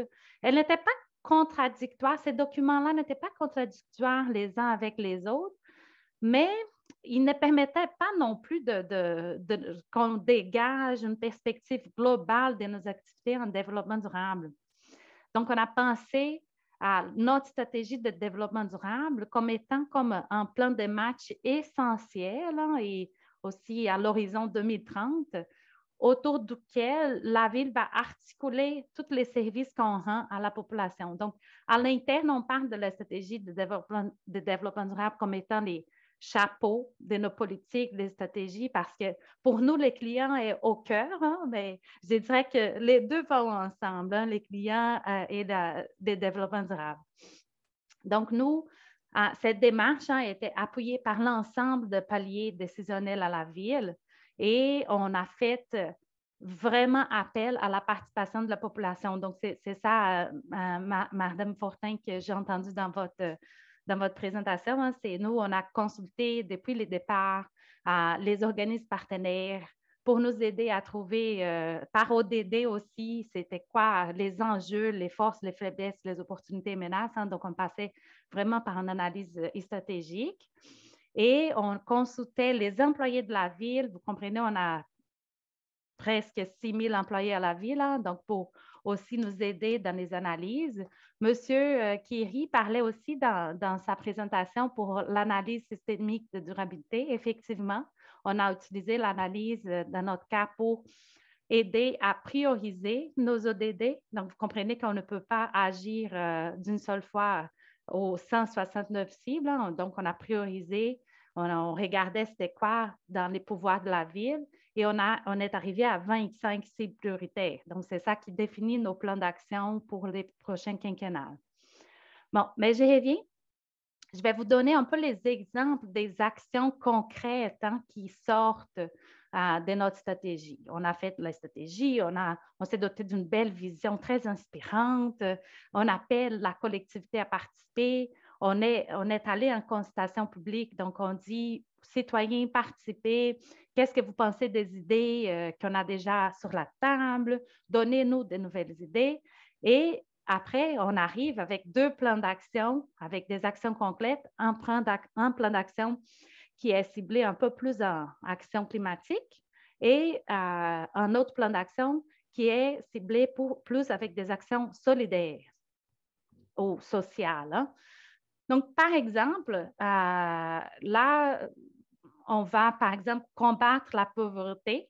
On met en place notre plan d'action solidaire avec 16 projets majeurs et plus de 100 actions ciblées principalement sur la cohésion sociale, la santé globale et la transition, que vous avez parlé aussi de transition, hein, comme changement de comportement de tout le monde. Donc, exemple d'action, hein, par exemple, la Ville a mis en place aussi la vision de l'habitation. Donc, un des objectifs, entre 2020 et 2025, on va réaliser 2600 nouveaux logements sociaux abordables. D'autres, hein, on parle aussi de partenariats. Vous allez voir que dans mon discours, on va parler beaucoup de partenariats. La Ville collabore avec des concertations régionales en matière d'itinérance et de lutte à la pauvreté et à l'exclusion sociale. De l'autre côté, ça, c'est action comme solidaire, hein, que nous, on appelle action solidaire, c'est le volet plus social. Il y en a plus qu'une centaine, comme je vous ai dit. Si on parle plus des actions climatiques, donc la mise en place de notre plan de transition et action climatique avec 20 projets majeurs et aussi plus de 100 actions qui sont ciblées principalement sur la décarbonisation, sur la résilience et la transition. Donc, par exemple, les réseaux structurants de transport en commun, les projets des milieux de vie durables avec 6 composantes étant mobilité, services de proximité, logement, milieu naturel, espace public et vie communautaire et sociale. Les îlots de fraîcheur urbains pour atténuer les risques reliés à la chaleur et préserver la santé des citoyens. Les rues conviviales, qui sont des rues actives, vertes et hivernales pour réduire les inégalités sociales. On considère aussi que ce sont des importants leviers économiques locaux. On a aussi, juste pour vous donner une idée, les tests climat. Les tests climat, c'est un test qu'on va mettre en place pour préalablement déterminer si une initiative, elle va faire progresser la ville dans le développement durable. Et tout ça, pour nous, les 2 plans d'action pour l'instant, et on sait qu'on va avoir d'autres projets, hein, c'est vraiment pour viser une ville plus juste, écologique et prospère. Donc, la question de ville plus juste, économique et prospère est souvent dans nos présentations. C'est un message qu'on répète comme étant notre guide. Si je parle maintenant spécifiquement du volet de collaboration, donc j'espère qu'avec la première partie, vous avez compris un peu la démarche de la ville et vous avez fait un peu les liens avec les présentations d'avant. Là, on sait que la ville, elle peut exercer un leadership dans cette démarche de développement durable, mais c'est loin, on ne peut jamais agir toute seule. Hein? Et on on considère que les citoyens et les organisations doivent contribuer à l'atteinte des cibles et des objectifs de développement durable de l'ONU. Donc, d'abord, je vais parler de la communauté scientifique on reconnaît que c'est un apport essentiel dans notre prise de décision, dans toutes nos actions climatiques. M.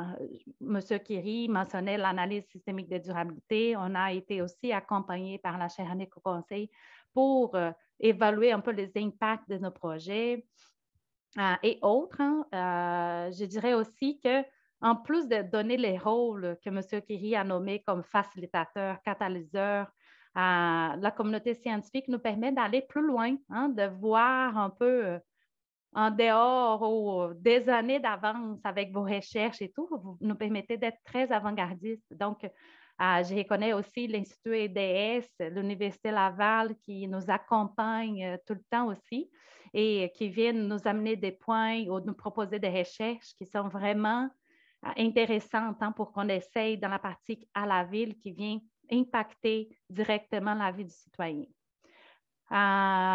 J'avais donc j'avais aussi en tête les CIUS de la capitale nationale, Pulsar.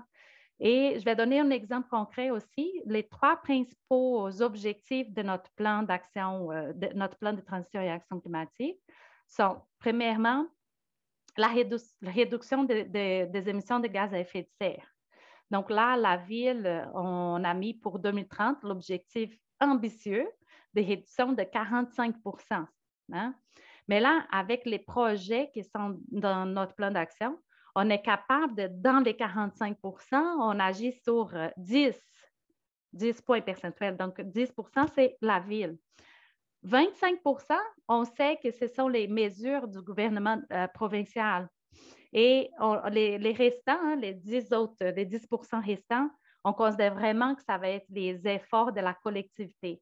Mais nous, on va encourager la collectivité dans ça. Donc, vous voyez que c'est vraiment l'ensemble, avec les partenariats, avec la collectivité, qu'on va être capable d'atteindre des cibles ambitieuses comme ça. Et autres, on a aussi des cibles pour la résilience et des cibles de transition. Notre cible de transition, c'est avoir 92 % des citoyens en action. Donc, c'est un indicateur, c'est une mesure qui est en partenariat, qui est réalisée avec l'Université Laval.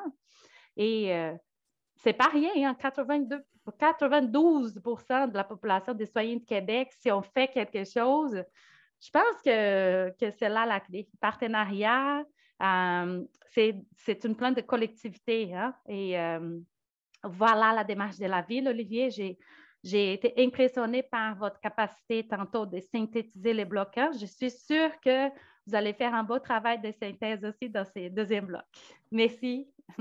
Merci, Anna-Flavia, pour cette présentation, pour avoir suivi un peu de loin la démarche de la Ville de Québec. Je suis content d'avoir une petite actualisation, mise à jour, en fait, de ces retombées. On va terminer les présentations du panel du bloc 2 avec l'intervention d'Evelyne Tifo, qui est professeure agrégée à l'Université Laval. Evelyne? Oui, bonjour à tous. Oui, donc je suis professeure au département des sciences du bois et de la forêt à l'Université Laval. Et donc, j'enseigne l'aménagement forestier et l'écologie forestière à des futurs ingénieurs forestiers et des futurs professionnels de l'environnement. Donc, je suis moi-même ingénieure forestière. Et la ligne directrice de mes travaux et de mon enseignement, c'est le rôle de la foresterie, donc du secteur forestier, des territoires forestiers dans la lutte contre les changements climatiques et la transition énergétique. Donc, c'est ça, je suis ingénieure forestière et je travaille souvent en partenariat avec des compagnies forestières. Et donc, souvent, mes interlocuteurs, ça va être d'autres ingénieurs ou des techniciens qui ont des questions ou des préoccupations très pratiques, souvent financières, mais donc qui s'inscrivent dans des préoccupations plus larges là, de développement durable. Donc, un exemple, c'est récemment, c'est qu'il y a plusieurs compagnies forestières qui fournissent des produits du bois, par exemple pour la construction, qui veulent pénétrer la filière de la bioénergie. Donc, tantôt, on parlait de biénergie. Là, la bioénergie, donc, c'est l'énergie à partir de la biomasse. notamment la biomasse forestière qu'on a. Donc, on a des ressources forestières abondantes là, sur le territoire québécois. Et donc, on voit qu'à l'échelle mondiale, la bioénergie est considérée comme une des voies de la transition énergétique parce que c'est des technologies assez simples. La biomasse est disponible partout dans tous les pays du monde. Et donc, c'est une alternative d'énergie renouvelable là, qui est explorée par plusieurs acteurs, dont des compagnies forestières. Mais donc, d'un point de vue très pratique, ils disent, bon, on voudrait se développer un bras bioénergie forestière dans nos activités, mais qu'est-ce que ça veut dire en termes de pratique de récolte forestière? Par exemple, on récolte du bois déjà pour faire du bois de sciage, mais qu'est-ce qu'on doit faire en termes d'adaptation pour qu'on récolte aussi de la biomasse forestière pour faire de la bioénergie? Donc, ils ont ces questions-là très concrètes. Donc, c'est souvent que ce genre de questions-là qui vont m'arriver. Et là, vu que bon, la récolte forestière, le fait d'aller chercher des arbres, des parties d'arbres pour faire des produits ou faire de la bioénergie, ça peut avoir des conséquences sur la santé des écosystèmes, donc qui est un autre des objectifs de développement durable. Donc, on se préoccupe de la vie terrestre, dont la santé des écosystèmes. Mais quand on dit ça, qu'est-ce que ça a des conséquences pour la santé des écosystèmes? D'un point de vue pratique, qu'est-ce que ça veut dire réellement? Qu'est-ce qu'on doit aller mesurer? Est-ce que mes pratiques de récolte, la récolte que je fais dans mon contexte, par exemple sur la Côte-Nord ou en Abitibi, est-ce que ce que je fais a des impacts négatifs sur la santé des écosystèmes? Donc, les compagnies, les ingénieurs, les techniciens ont besoin d'être accompagnés pour voir comment est-ce qu'on traduit ça de manière pratique en mesure terrain. Donc, très souvent, mon équipe de recherche, on va accompagner ce genre d'acteurs-là d'abord dans la veille scientifique. Donc, on est comme leurs yeux et leurs oreilles sur le développement de la recherche à l'international. Et après ça, d'un point de vue pratique, dans leur contexte, on est les bots sur le terrain qui va aller récolter des données empiriques sur les écosystèmes pour tester leurs propres pratiques d'aménagement dans leur contexte spécifique. Et donc, on regarde c'est quoi les meilleurs protocoles, les meilleures variables qu'on doit aller mesurer de manière empirique là, sur le terrain pour évaluer l'impact ou des fois les côtés positifs ou négatifs là, de leur pratique d'aménagement. Donc, on les aide à générer des données terrain et à interpréter aussi ces données-là. Donc, si j'ai des données de chimie du sol, comment qu'on fait pour interpréter ça? Donc, on leur donne des recommandations sur les meilleures pratiques possibles, sur les adaptations à leurs pratiques qui leur permettraient de s'approvisionner en biomasse forestière tout en respectant les écosystèmes. Et donc, on leur fait des recommandations, mais aussi on développe des outils pratiques, des protocoles et des façons d'interpréter les données pour qu'ils deviennent. J'ai aimé l'expression que c'est M. Forget, je pense qu'il disait qu'ils doivent se sentir rapidement intelligents et compétents. Et donc, comment est-ce qu'ils peuvent devenir autonomes pour eux autres mêmes, avec le temps, être capables d'aller eux autres mêmes vérifier l'impact de leur pratique d'aménagement sur le terrain.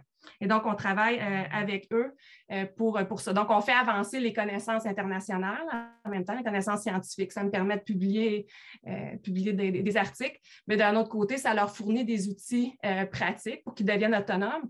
Et moi, après ça, je peux me revirer de bord et prendre ça et mieux former les futurs ingénieurs forestiers, les futurs professionnels de l'environnement. Donc, ça me permet de voir c'est quoi les questions pratiques urgentes à laquelle vous allez devoir répondre quand vous allez être sur le marché du travail. Donc, c'est ça les questions qu'on se pose quand on est en entreprise et qu'on a des enjeux d'aménagement forestier dans un contexte d'aménagement forestier durable et de développement de la bioénergie.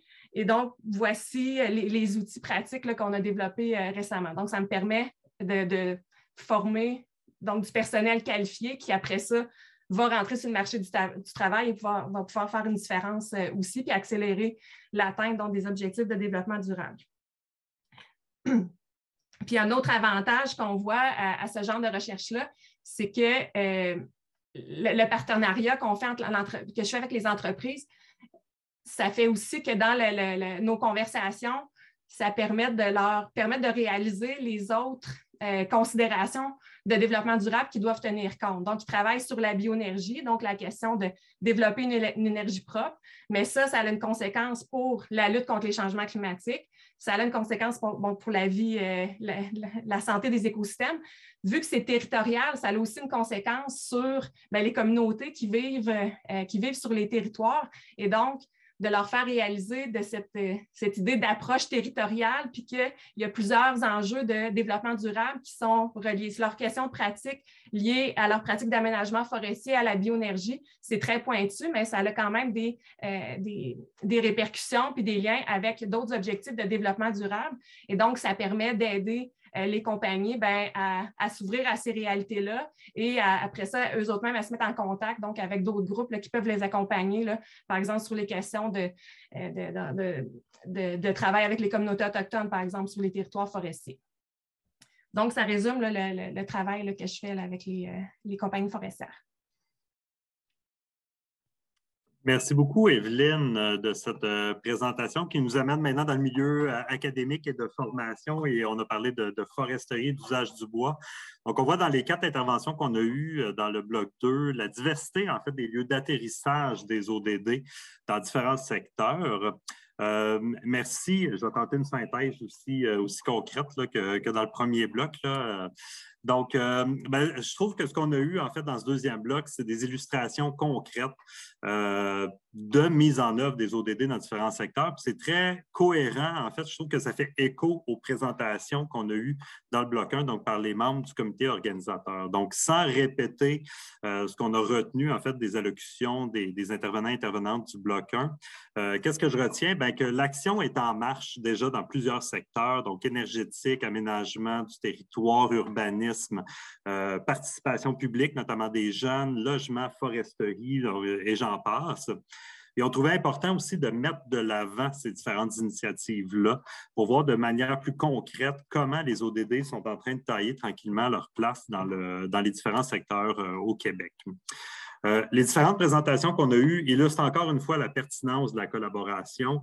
C'était voulu, hein? Les actions qu'on vous a présentées aujourd'hui ont toutes pu voir le jour grâce à un travail collectif, collaboratif. Des fois entre des organisations, des fois entre des secteurs, des fois entre les directions d'une même organisation. Des fois entre la recherche et le terrain, et plus encore, des fois en impliquant citoyens, citoyennes, employés, employés. Donc, on a eu en fait plusieurs démonstrations de la pertinence des diverses collaborations.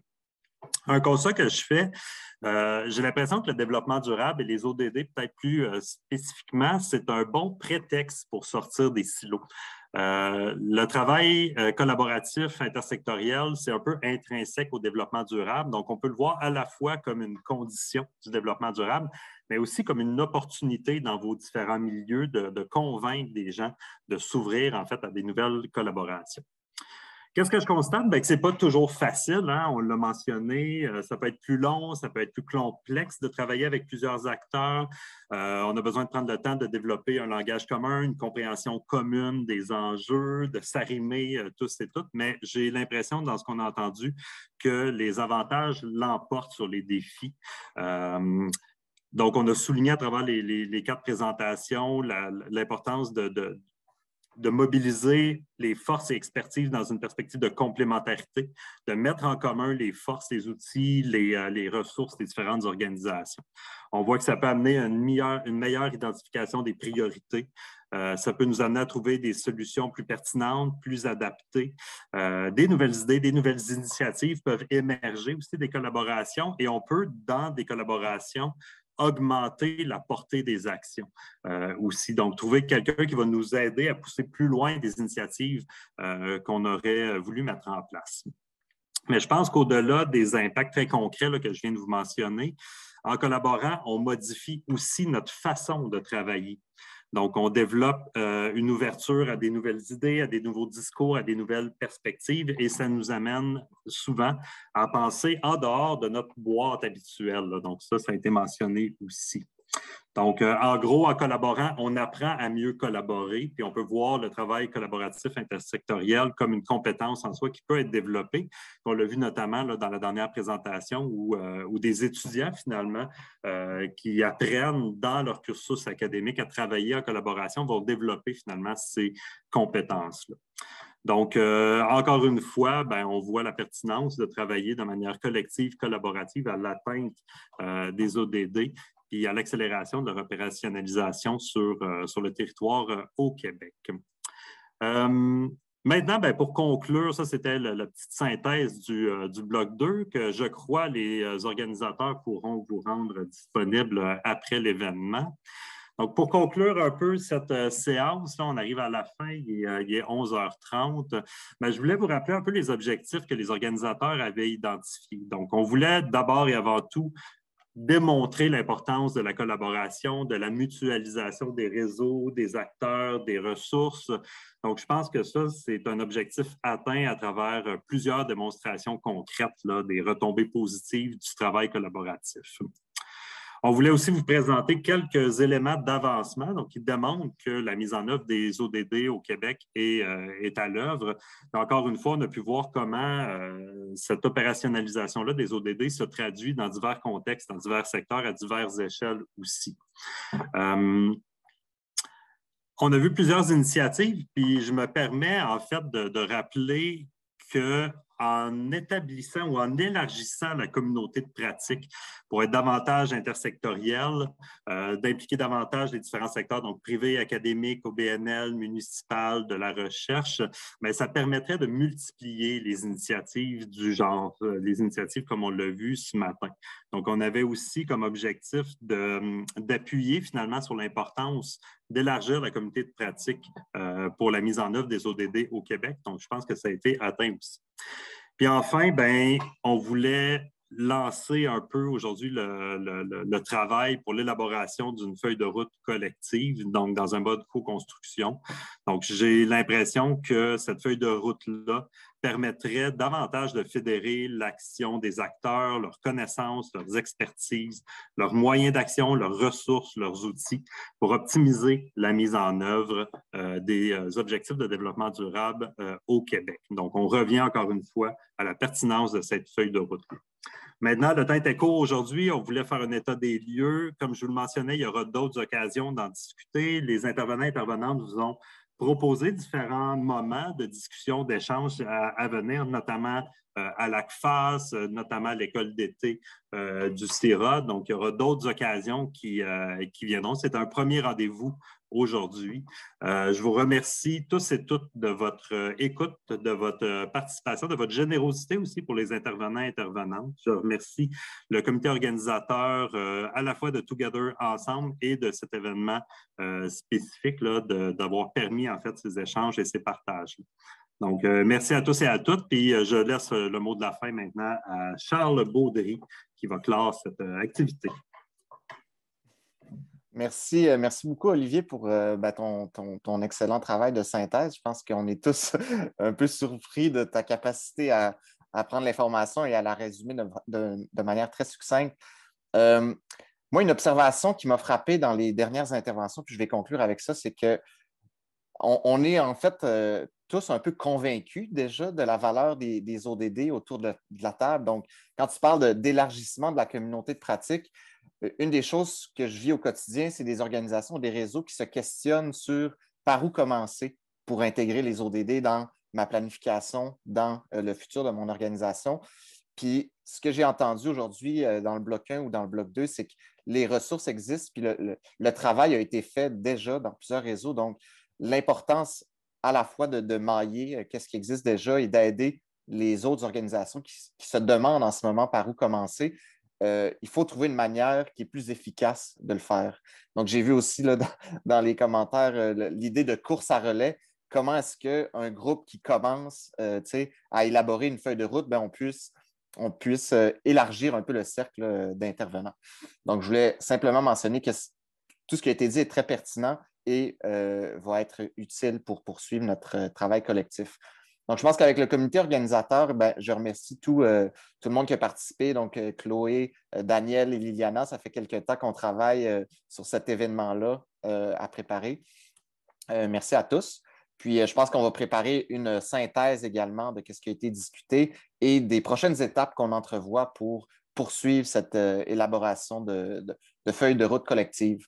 Donc, merci à tous. Puis, les autres membres du comité organisateur, si vous avez d'autres mots à laisser avant la fin, je vous laisse prendre la parole, mais merci aux participants et merci à tous les conférenciers.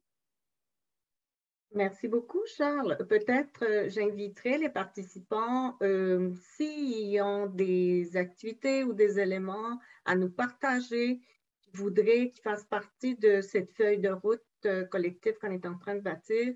Et on vous invite donc à le poster sur le chat. Il nous reste encore quelques minutes, donc on pourrait avoir cette contribution-là. Également, s'il y a un autre des panélistes qui veut intervenir pour un mot de la fin ou pour commenter l'ensemble de l'activité, ça serait l'occasion. Merci. Merci beaucoup, Liliana. Merci à tous les participants et participantes d'avoir été là. C'est vraiment un plaisir de vous avoir. Merci aux intervenantes du Bloc 2. C'était des initiatives qui, ma foi, hallucinantes et très inspirantes. La manière dont vous avez fédéré les différents acteurs dans tous vos projets, c'est vraiment très inspirant. Je réitère juste ce que Liliana vient de dire. Si vous avez des projets, vos contacts, vous pouvez les laisser dans le chat aussi. Je pense qu'on va avoir accès un peu au contact des participants à travers Together Ensemble, mais s'il vous plaît, si vous voulez nous laisser vos informations aussi, on va pouvoir reprendre contact avec vous. Puis effectivement, là, ce qui ressort de cette session-là va être partagé et on a bon espoir de pouvoir se re-rencontrer dans le futur. Donc, un grand merci d'avoir été là. Puis le CIROD est super content de faire partie de cet événement-là.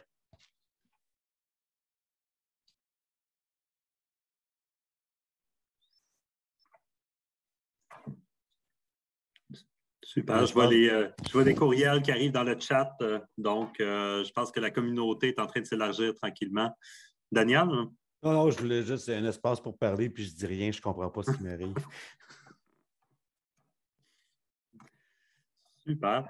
Ben, écoutez, je vous remercie à tous et à toutes, puis il ne me reste plus qu'à vous souhaiter une belle fin de journée, belle fin d'événement pour ceux qui poursuivent leur assistance là, à Together Ensemble. Donc, au plaisir de vous recroiser dans une des occasions à venir. Je pourrais peut-être faire juste une petite bande-annonce pour cet après-midi. Il y a un autre événement pour ceux qui sont dans le monde académique, institutionnel, de l'importance et de la pertinence de faire des rapports sur les objectifs de développement durable. Qu'est-ce qu'on peut retirer comme sens à ces exercices imposés-là? Voilà.